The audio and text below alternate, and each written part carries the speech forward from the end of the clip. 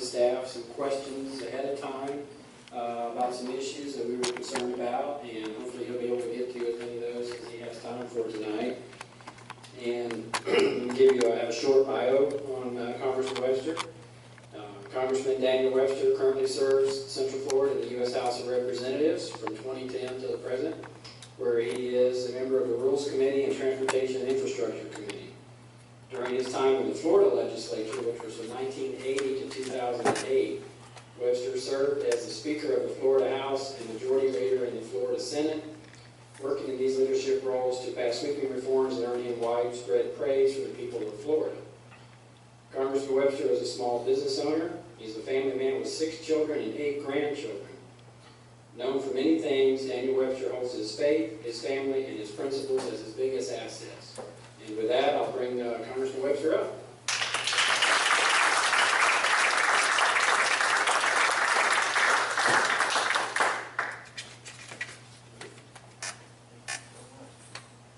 If I can talk loud enough, I feel removed. Honest, the stages of it. Anyway, great to see y'all, and thank you for letting me come. It's just a pleasure to be here. And everywhere I go, I like to tell you at least about one thing that sort of is what it is. And that is, I go to Washington and I vote,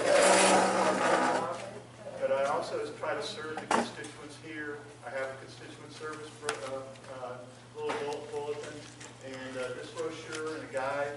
I show everywhere. You may have seen it before, but I like to bring it up because we have a $3.6 billion business known to the federal government.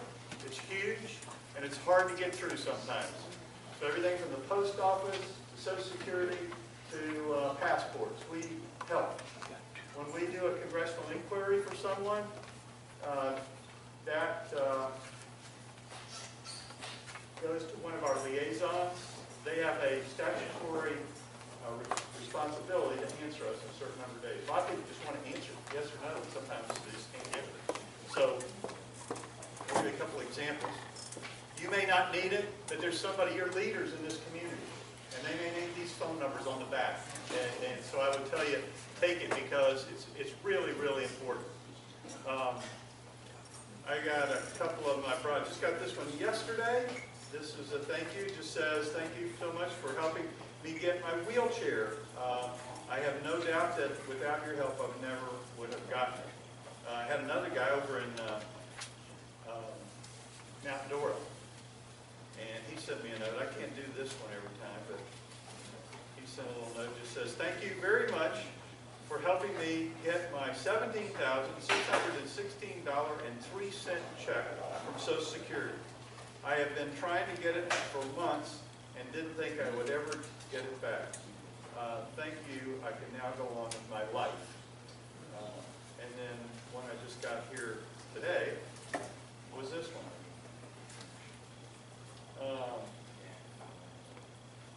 This is just somebody who could not get an updated Medicare card. And he just kept trying and trying for months. Matter of fact, he tried for 2 years to get it straightened out and couldn't do it. So anyway, he called us. We were able to intervene and we got his Medicare card for him. Everything was good now. So those are just 3. They're just hundreds and hundreds of people call us. Just to give you an example, one fella, a World War II veteran, felt like he had been shortchanged one of the medals that he was supposed to get. So this has been decades. He called our office. We checked into it. There were 8 medals he didn't get. 8. And it's kind of sad. So we got a commander from the Navy. He came over, we got the flag out, set it all up, brought his family in, some friends, and the commander explained each one of the medals and what the significance was for him, gave him the medals, and he went off happy. And so just know we can help you. That's just kind of a broad array of things that people have called about, and we've got even more than the $17,000 one group. We had couple, we got $40,000 back from the government. There was to do that. It wasn't something extra. It was something that they had been shortchanged on. So anyway, if we can help, just call us, and we'll do everything we can to help you out. We try to serve the community as best we can with what we can. And then also from a From a practical standpoint, I try to use my name as much as I can for not-for-profits to help them raise money to help communities. No one knows the community better than the people who live here. And so I try to do that. Out here in a few weeks I'll be playing against Alan Hayes in a softball game. He'll coach the senatorial smashers. I'll coach the congressional crushers. We've beaten them every year. It's a group of city councilmen and other people down, and people come and they show up and they pay money, and it raises money for the homeless in Claremont. So just I'll do that, and if there's anything you have a need for, I've even had flags flown over the Capitol at my own expense and given them out, and in some cases they've been auctioned off for over $600, and that raises money for good causes. So anyway, those are just some of the things here. Now there's Washington, and I do go there, and I'm glad to be home right now. But there is a there is I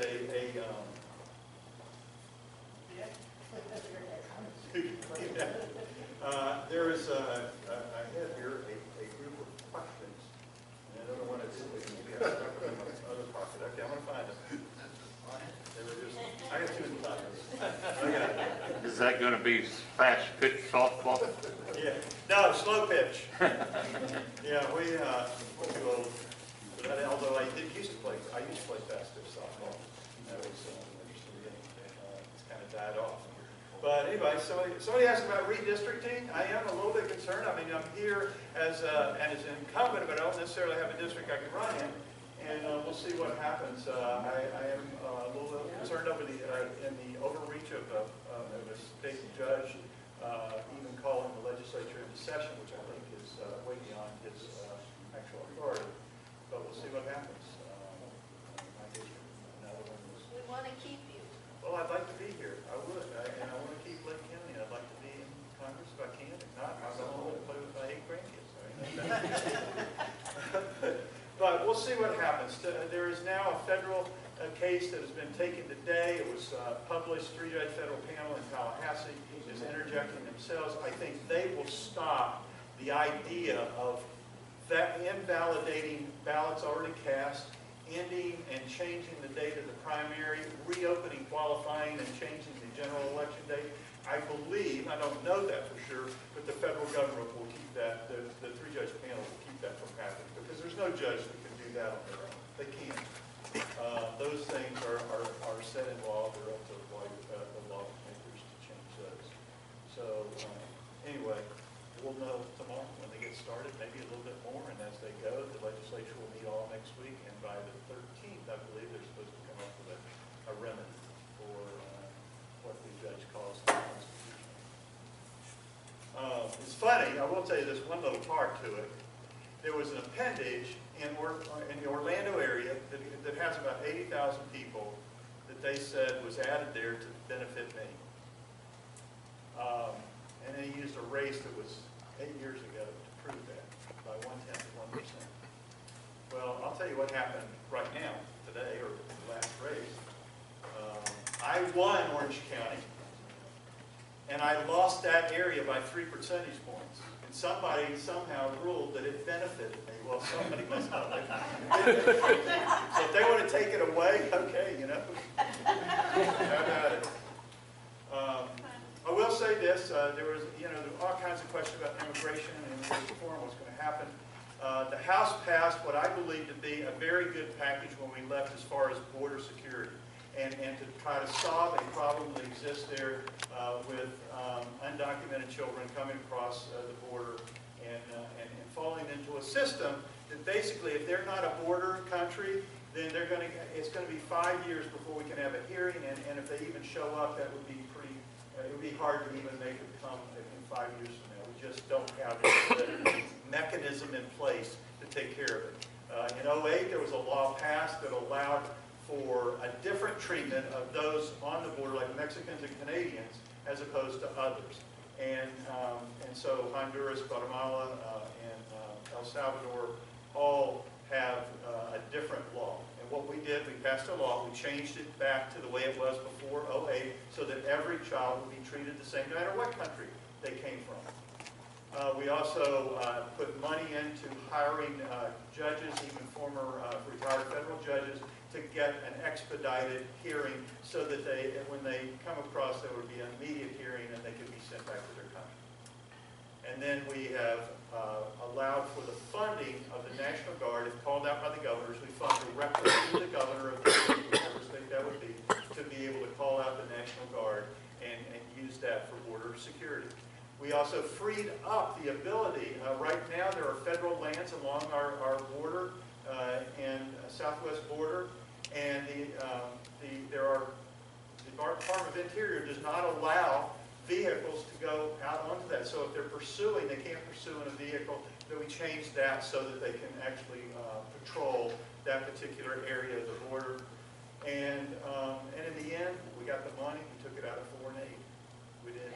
So we took $40 million out of the aid to Honduras and to Guatemala and El Salvador, used that, reprogrammed it to help them take care of the kids because we're sending them back. So I think it was a good package. We also changed DACA, which is the children who were undocumented, who that comes up in it lasted 2 years and comes up again. This would repeal that ability to have DACA. So I thought that was a very good package. It was accepted by most of the people that were initially opposed to it. It got almost all of the Republican votes in the House.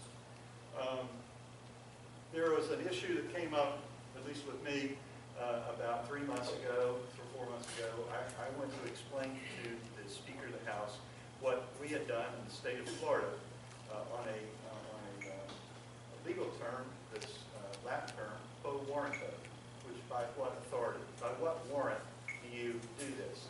And it's been used here to stop a particular branch from flooding over into another branch. It's helped in the judiciary, and it's also helped between the relationship between the House and Senate and the governor, and vice versa. And in each case, I explained that there had been some cases where the legislature won, sometimes the governor won, sometimes other things happened. But in each, for instance, when Charlie Crist was governor, he tried to sign a compact with the Seminole Indians for exclusive rights for casino gambling on their tribal lands. Okay, he doesn't have the authority to do that. He just didn't. So there was a case brought under that, and it's really called a writ of quo warranto. It's not a. It's really a motion asked for a writ of quo warranto, which would forbid a government official from pursuing that. If that was successful, it was only one body of the House. It was the House of Representatives, not the House and Senate, who did that, and it happened. Another time, just the Senate brought a suit against the governor. So in that particular case, this was a writ. This one, the other one was a suit. There was a suit brought which said the governor vetoed, which he does, he had line item veto. He only vetoed the money, but not the policy. And then he was going to take other money from somewhere else and stick it in there. So the Senate sued him over that, saying, wait a minute, you don't have the authority to take money out with a line item veto. You have to take the whole thing out. And that was true. And that was proved true from a constitutional standpoint. When you kill the money, you kill the idea for a whole year, as long as the appropriation bill is in effect. And so that was done. So, and then I have given one where actually the governor won against a House member who called a certain thing that he had done unconstitutional and went the other way. So I explained that to the Speaker and said either by writ or suit, we should be questioning if the President has the authority to do some of these things. And, you know, pick the issue. I don't know. It's not my job to pick the issue. Lawyers can do that. I'm just telling you it worked. And he began checking it out. I met with the General Counsel of the House and his attorney also, the Speaker's office attorney, General Counsel, and got it, and it was rolling. And then we heard in Rules Committee a bill. This was the original jurisdiction within the Rules Committee, which is not done that often.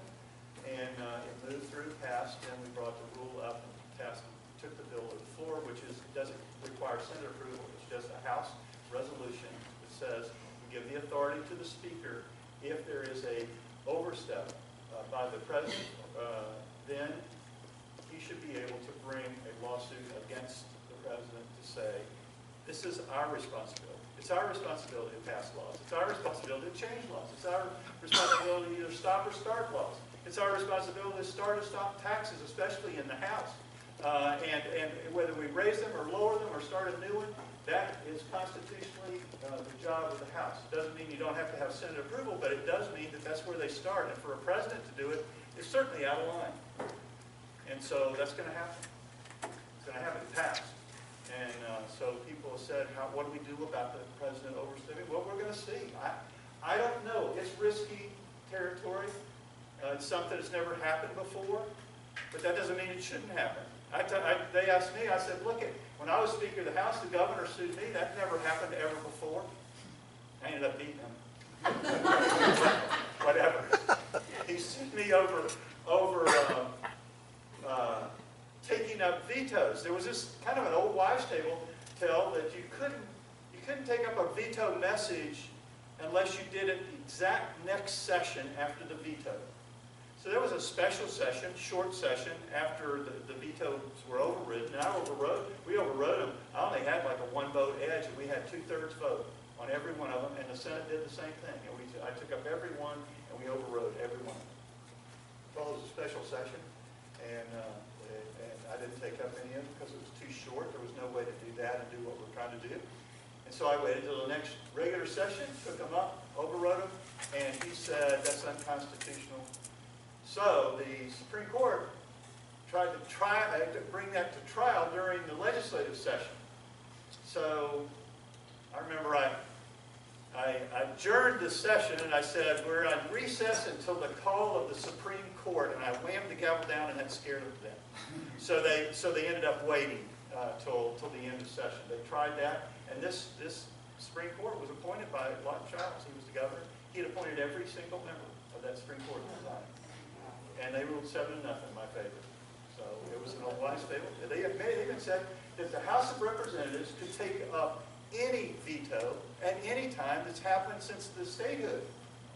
So that was pretty broad, and we're right. So there's nothing unusual about one branch of government suing another branch of government over jurisdictional questions. Who has the constitutional right to do these particular things? And so there's nothing wrong with what we're doing. And I'm hoping the court will agree with that. There is nothing wrong with saying, okay, here is a line. We think it's here. And if it is, then however much it's been overstepped, the step should be backwards. And so that's something that's coming. You'll be watching. I'm sure it'll be well covered in the press, and there's a lot of talk about it. And really, it's bigger than this speaker. It's bigger than this president. It has to do with where is the line between the branches of government. They are clear in the Constitution, and in some way, somehow, we've got to reestablish those. And then the idea of, I will tell you, I've been here and I've told you about kind of returning money and how there's this principle that's there. It says if it's appropriated, spend it. That's the principle. And I said, well, no, that's not really. You could save money. There's ways. There's fraud and abuse. That's against the law. That gets punished by either you get imprisoned or fined or both. That's different. Waste is rewarded. Fraud and abuse are against the law. Waste, in a lot of ways, is rewarded because if you don't spend it, you won't get it again. That's kind of the saying. And so everybody spends all the money that's appropriated. Well, I didn't do that with my money that I was given to run my office. I was able to turn back $1 million over these 3 years, $1.25 million, $1.25 million turned back.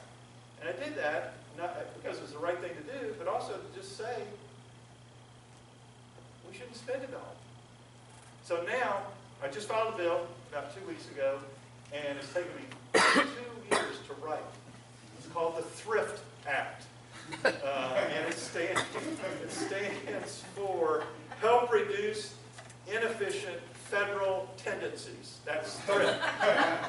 So what it does, and I'll give you just a bit, it's a longer bill, and we can talk about there are certain issues there that you have to make sure you can overcome the fact that it's Congress that has to appropriate money used. And so this would fix all of that. But in the end, the bottom line is, if an agency, if a department or any group of a bureau of government is able to save part of the money that was appropriated to them, then we are allowing them to keep 25% of it. And the rest of it comes back to pay down the debt. But they get to keep 25. Do I care what they do with it? No, I don't. I mean, I would kind of, but we're not getting any of it back now. We're spending all of it. Everyone is spending all of the money. And so if we could get back whatever they don't use, and we get 75% of it, I think that's a great deal for us. And it rewards those who are actually doing it. So if they want to give them pay raises or bonuses, I don't care. I'm happy for that to happen as long as we get the other 75% back. So anyway, that's the Thrift Act. That's waste. It's geared only at waste. Only at waste. And we're trying to incentivize the people who are in charge of each one of these arenas of government to actually look at their expenses and figure out that there's ways to save money, and when they do, we're going to reward them. But we're also going to be rewarding taxpayers by getting that money back. So that's sort of a culmination of about 3 years worth of work of talking about it and trying to figure out how I could do it myself, and then how I could get other people to do the same. And then the basis for voting on a bill, I'm not exactly sure what all that means. I'll give you my basis for voting on a bill. I might have given it to you before. And that is, there is no perfect bill. There isn't. And so, in my opinion, if I'm 51% for it, that means I'm going to vote for it. If I'm 49% for it, I'm voting against it. Because there's no perfect bill. They don't exist. Well, they do exist. But that's the Mother's Day resolution. But nothing else. There are always things in there that just are distasteful. But understand that I've said back when I was in the legislature, when I ran in 1980, I ran on 3 principles. You have 3 principles too, which is great. You want to know? Harry Reid doesn't agree with your principles. He doesn't. We don't agree with his either. Yeah. So anyway, 3 principles. And I've carried those on along. And then when I became speaker, we put those into the analysis of every single bill. Less government, lower taxes, more individual freedom, and so forth. And what I've found, though, in every legislature that I've been asked to speak regarding how to get to a majority, because I was the first speaker that was Republican in 122 years in Florida. And so I've been called to lots of states. I've gone from everywhere from Maine to Oklahoma to Indiana to Tennessee and Arkansas and all kinds of Mississippi, all kinds of states. And I've told them this, no matter where they are, because if the default in every single legislative body, House or Senate, United States Congress, every single one of them, the default is power. It is. So you have to work to have principles. Now, just know, if you don't take anything else away from this than this one thing, power and principle cannot coexist. They cannot live in the same room. It doesn't work. You either have a power-based system or a principle. Now, a lot of people try. They say, "Okay, we're gonna be power-based." They don't say that out loud, but that's what they're gonna do. But we're gonna add some principles along the way. We'll kind of make it sound like it's the right thing to do, even though it's power that's driving. And I will tell you that is the worst system as possible. I am a promoter, underneath, as vocal as and outwardly as vocal as I can be, to any member that will listen in the United States Congress, that we should do everything we can to establish a principle-based Congress. And we have made strides in the number of people who believe that. We have not made as big a strides in it actually happening, but we are working towards that. So, and a lot of people, And so there've been these meetings, and people have somewhat focused in saying, it's really the rules. We need to change the rules, and that will fix it. That will make it more principle-based. And I told them, I got up in the meeting, because they go, hey, you know about the rules. You changed all the rules in Florida. And so why don't you help us? And I'm telling you, it's the leadership's talking about it, the kind of middle road people are talking about it, people on the right, everybody's talking about the rules and how maybe there's some modifications. Let me tell you this. The rules we have, there may be some flaws, but they're good rules, and they work. The problem is we don't use them. We don't. Every day in the Rules Committee that I sit on, we pass a rule for a bill to be heard that basically waives all of the rules of the House in order to take it up. We do. So we limit the number of amendments. Sometimes we don't have any amendments. We don't allow substitute amendments or amendments to the amendment. We don't allow for debate in the length of time that the rules allow. We cut, it's all designed so that the system works faster, all that. But no, it is power. And so this is what I'm asking for. And I've gone to these meetings that they have for the rules and how they want to change them. And I get up and I say this, I want to defend our rules. And I want to tell you, all I'm asking for is one day. Give us one day where we walk in and we start session and we have the prayer and the pledge, and then we go down the list of order of the way it's supposed to operate, from messages from the Senate, and a communication from the President, and all the way down. And we ask this question, and then we take up the bills, and we take them up in order, not because somebody put out one bill, we did one rule, and we debate one bill. No. You just start. And the way it's set up in the rules, every committee, in alphabetical order, gives an idea of what bill they would like to have when you get to their committee. And we just start taking them up. And we debate them. And we finish when we finish. And when we pass those, they go down to the Senate, and we start on the next one. We just keep going. And we start at 8 in the morning, go to 6 at night, and we actually hear regular bills. And we debate regular bills. And we do it in a way that based on principle. And the real principle is, if you get 218 votes, you win. It's not the speaker, presiding officer, or the rules that should determine who gets 218 votes. No, it's the idea, and it's the principles behind that idea. As opposed to, under a power-based system, it's who proposed it. So if a chairman, senior member, somebody else proposes a bill, that means it's a good idea. But on the other hand, if it's a lowly freshman or someone else is not a chairman or whatever, then it must be a bad idea, not because of anything other than the fact it was presented by that person. That's a power-based system. So I'm for principles. I'm for a principle-based system.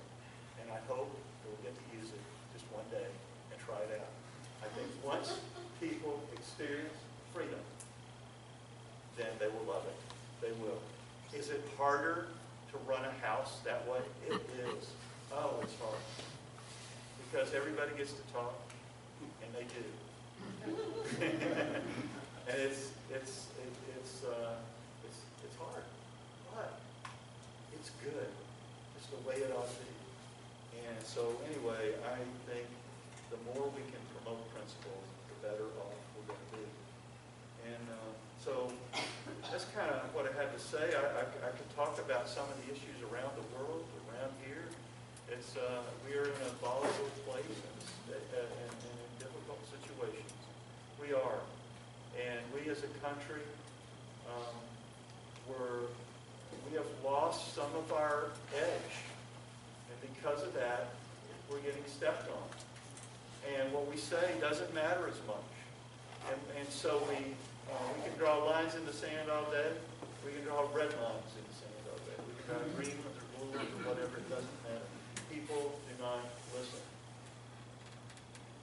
And so we've fallen into this situation where time is making a lot of these decisions, which is sad. So did we know about ISIS a long time ago? that they were forming. It was just a small little group. And we let it get bigger and bigger, and finally they're like a blitzkrieg rolling through Iraq. And by then, time had already made the decision, unfortunately, and so you bail.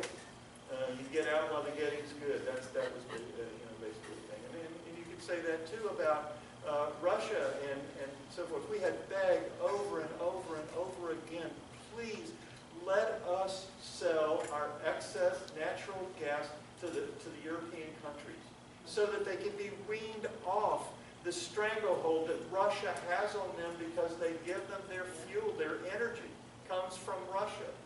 And so they're beholden to them. And we have plenty of excess right now of natural gas. And we could have sold some of that to them, and we could have freed it up, and we could have sold it at a reduced rate, and we would not have near the problems we have now because they would have been freer, and they would have been more resistive of what was happening as Russia continues to expand. So, time again made that decision, unfortunately, just inaction and time. And I could go on and on.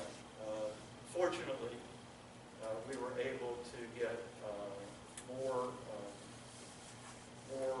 better equipped Iron Dome for Israel before we left for our break. And I didn't think we were going to get that. We pulled it right to the edge, and then we finally did it. And I was very thankful that took place. Here's my philosophy on the military and sort of where we are. I believe, and I've always believed, for 238 years, the United States military has protected us. They have been shining lights through history. The people that have served, we can never repay the debt we owe. Never. And so we ought to do everything we can and try as hard as we can to pay that debt because it's a big one. But the mission that I believe our military should have is they protect America from its enemies. They protect America's friends from their enemies. Those two things. That's it, done. So if you think about some of the Middle East places where we've gotten ourselves engaged, we had no friends on our side. So, is Assad a bad guy? He is. Does he like us? No. But do the rebels like us? No. They don't even like each other. They fight each other. So they're in a war with each other. They're in a war with Assad. And we have no friends there. None. Those are the kind of things I just don't think that we should go around and start giving them, especially our technology. I just don't think we should do it. And yet on the other hand, if it's Israel, they are a shining light of democracy in the Middle East. They're our best ally and our closest friend. I don't care what we have to do. We should protect them. We should. Yes. And then, here we start dealing with people that aren't even countries. When in the history of our country have we ever dealt with a terrorist group? Trading prisoners with a terrorist group? I was totally baffled. I did not understand it, don't understand it. I don't know what to tell you. Isn't that treason? Well, I don't know if it's treason, but it's that'd be for someone else to tell. But whatever it's that. Anyway, so we have there's local, and I try to engage myself here. We got stuff in our country, and we're doing everything we can there, trying to find some fraud and hopefully secure our border in the Southwest and other places. And then the rest of the world is very volatile, and we are there, and hopefully we can regain our edge so that we are the country that we really should be. I mean, I heard it said last night. Look, there are no Americans in some boat off a country begging to get in that country. Nobody. There are people off our shore and on the other side of our border that are trying to get in, but no American goes over and tries to get into some other country. This is America. People want to be here. They want to live here. They want to be a part of this country. It's the greatest country there is. I just want to return us to the greatness. So anyway, thank you all for letting me come, and if you got some questions, let's I may or may not. I'm not going to ask about the terror. No,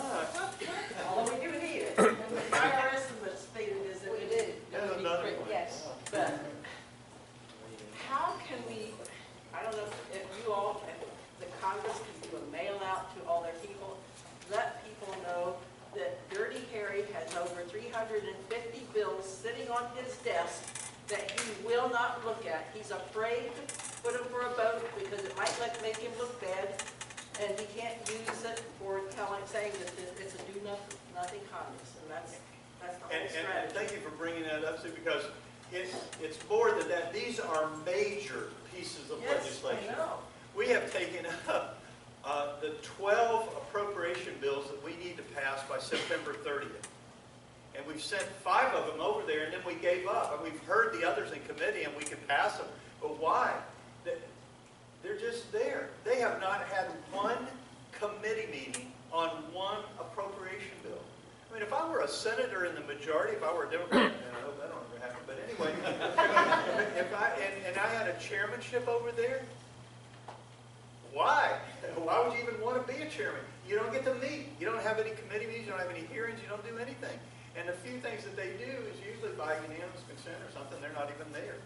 And so 350 very important bills on energy and on appropriation and on just all kinds of. How does he get away with it? His party elected him as leader. That's certainly their ability. The leader, by their rules, controls the flow of the things onto the floor, and as long as they leave him as leader, he can do that. But that's not anybody's fault except the members that are on his side that keep electing him and allowing him to do it. It's sad. I mean, it really is. It seems like everybody's afraid to speak up. Yeah, well, I mean, they're United States senators. I mean, come Isn't on. their job to It's speak just and weird. say Yes. I have a litany of things, but the budgetary thing, if the president thinks that his pen and his phone is so powerful, the House has the power of the purse.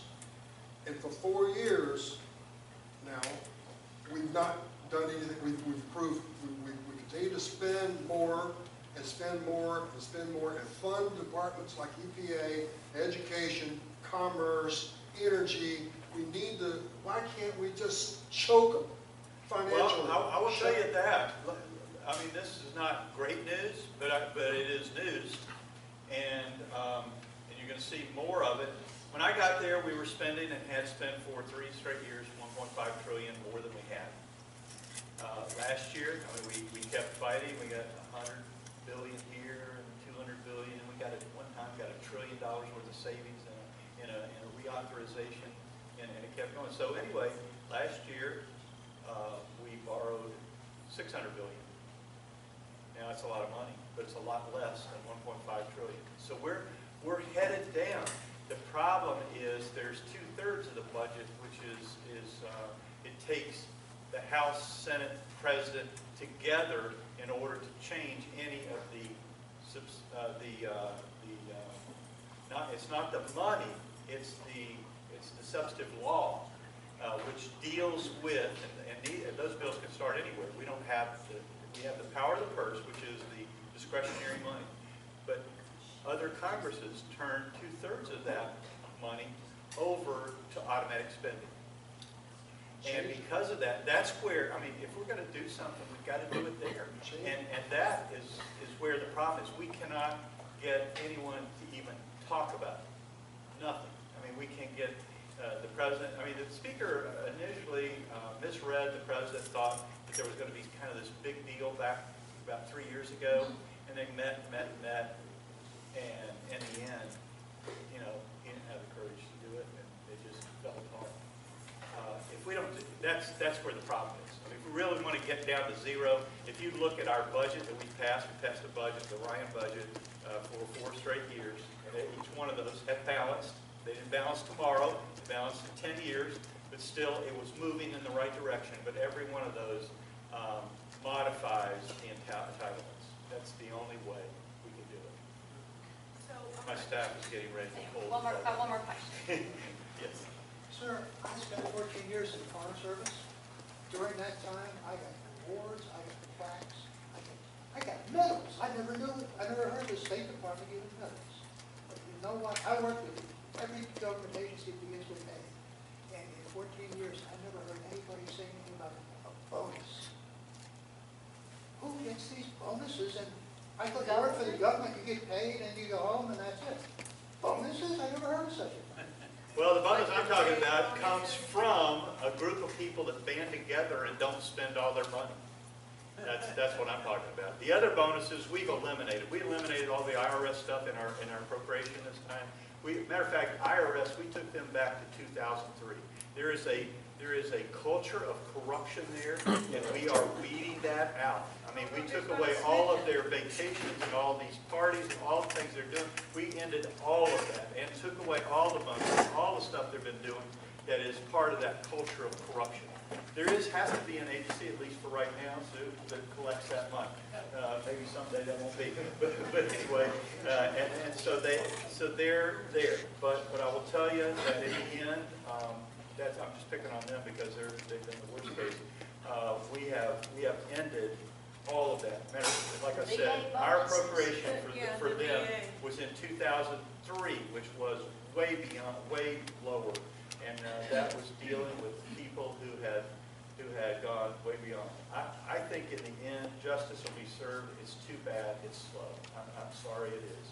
We have not ended any investigation or oversight in Fast and Furious, Benghazi, IRS, or any of these things. We have committee meetings happening every single week on those issues.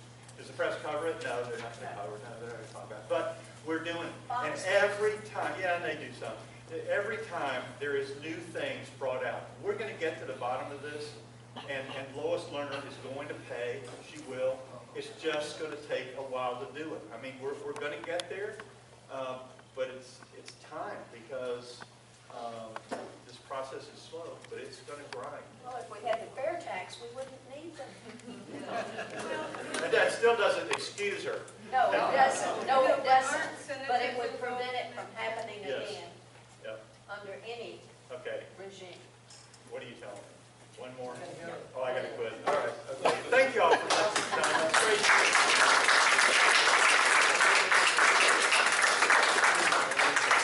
Thank you, Congressman. And Elizabeth says you might stick around for a few minutes to answer some individual questions. So let's wrap up this part.